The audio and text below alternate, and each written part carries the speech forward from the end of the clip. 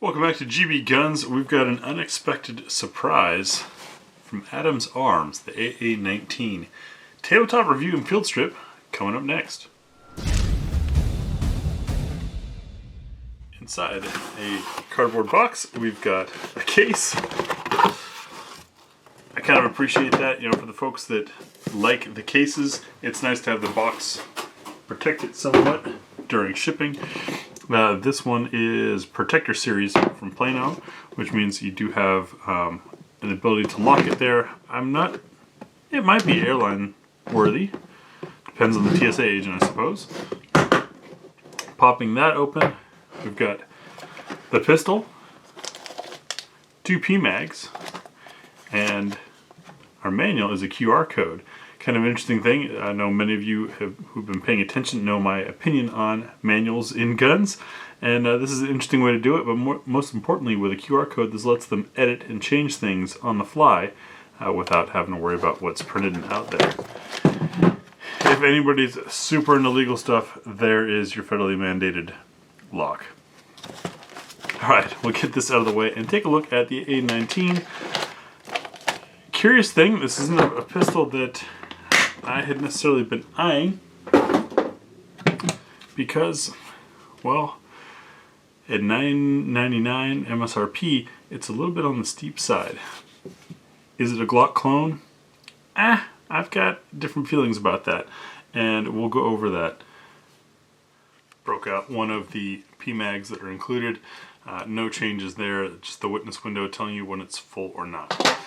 So, the big question, of course we've shown clear here, is this just another Glock clone?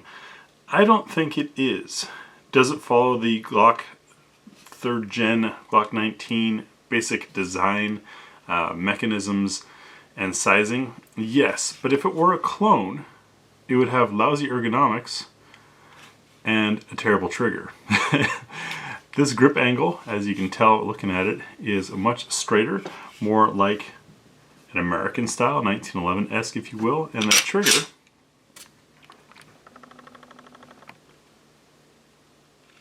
straight back to a wall, crisp break,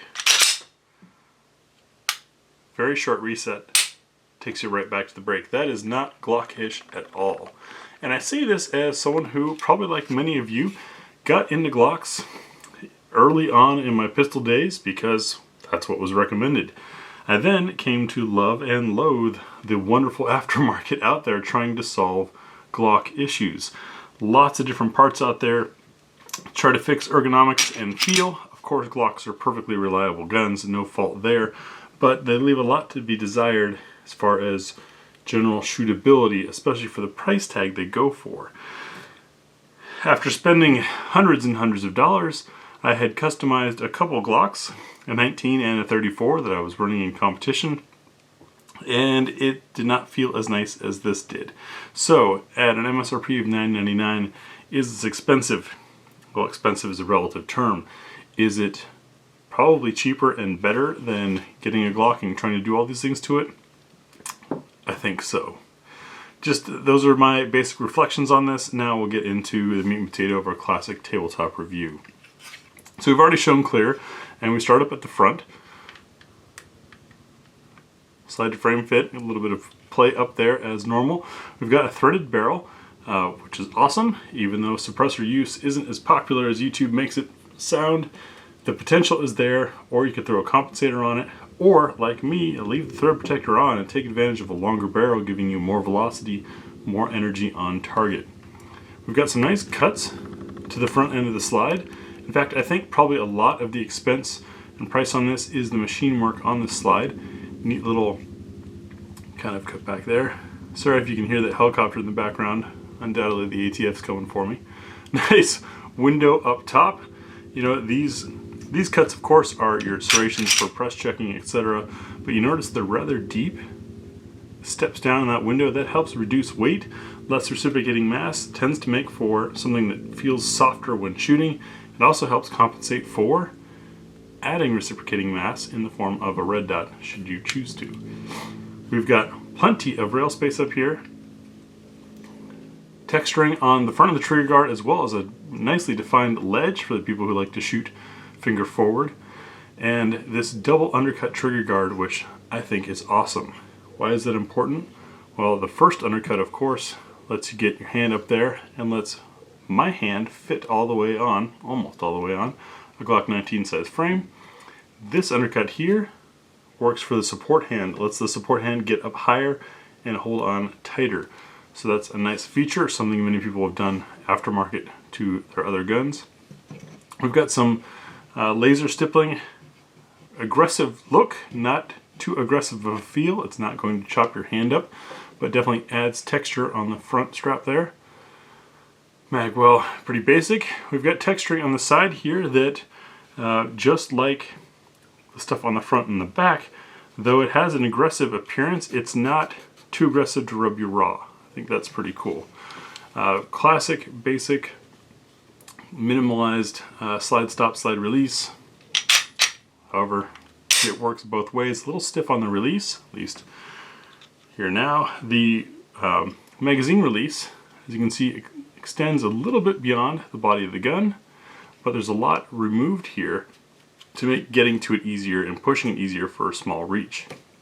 Speaking of thumb placement, you might notice there's a slight ledge here, a little bit of a gas pedal for the support hand thumb.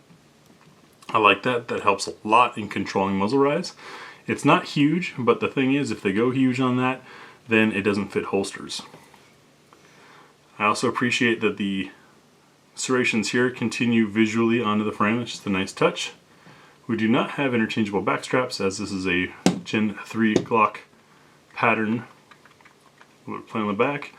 And blacked out sights, both front and rear. That might prove tricky. They are metal, and they do have a ledge there, so you can rack the gun off of these, which is nice. I wish they had put a dot or some sort on the front, but you know, sights are one of those personal preferences that people swap out. And since it takes Glock sights, there's plenty of options out there for you.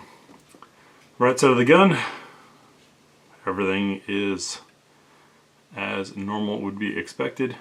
Pretty sharp looking. Next we'll field strip this thing, take a look inside and see what Adams did differently there. Prior to the field strip, one more note on features. You notice our pins are nicely dimpled. That's for you tinkerers who want to be able to swap parts and pull things out easily. That's a nice touch. It's not a roll pin that's going to get rounded or smushed. It's an actual solid pin with some nice dimples to make sure your punch stays where it should be. Now, one thing with threaded barrels is typically you have to remove the thread protector because it's bigger than the slide. We'll find out. This one's pretty flush sitting. You notice it's kept the same diameter there from barrel to thread protector. I'm going to see if I can pull it out without doing it. So, to field strip, after showing clear, we're going to release the striker, pull down on these takedown tabs on both sides.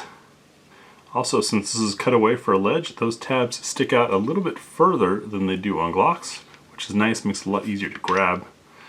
Squeeze and pull the slide back just a little bit, bring it forward and off. Taking a look inside of our frame, this is where the people can say, see, it is a Glock clone. Yes, this is Glock pattern. It's a P80 marked ejector on there, so that's likely where the frame comes from. Very clean, very dry, as you can probably hear when I was cycling it. Now we're going to pull out our captured spring recoil assembly, which is on a steel rod. Unlock the barrel by tipping down. And look at that, you can bring it right out. Nice touch, Adams arms, on not having a big chunk there. If you're curious about what that means for the ledge, it might be a little bit shallow, but you know, if you're hanging super heavy stuff off of the end of a 9mm pistol barrel, you might want to reconsider your choice of hobbies. Taking a look inside the slide, looks just like we'd expect from this pattern of gun. Very clean machining, nice and simply done, and very dry. Now, generally when we take things to the range for our shooting impressions, we run the gun as it's shipped, just because that's a worst case scenario. Since this gun is a loaner, I think I'm going to put some oil in there. Next, I'll grab some match ammo and we'll check our barrel for chamber support. Doing this using some Nosler match ammunition has been the norm on the channel for many years. And what we're looking for in chamber fitment is dropping this round in here a nice plunk, and also to see how much of the brass is left exposed outside of the chamber when detonation happens. Great sound there, and as I zoom you in here, you can see we've got nice support, basic unsupported underneath the bottom, but looks like a very nicely done chamber. This should be a match grade barrel, and either the oil in there from machining, yeah, it's got to be the oil creating some suction to prevent that from coming out, otherwise it wouldn't drop in so easily. But seems to be nicely done. To reassemble the gun, we're just going to reverse everything that we just did. I am, however, going to dab some oil in some spots. Happened upon this gun by pure circumstance. A friend offered to let us use it fresh, clean out of the box, which is pretty cool. Much appreciated. Running the channel does get expensive and difficult. Especially when a gun like this costs what it does. Drop of oil on the leading edge of the rails. Why the leading edge? Well, because as I rack it, it's going to disperse the oil where it needs to be without making the gun a complete oily mess.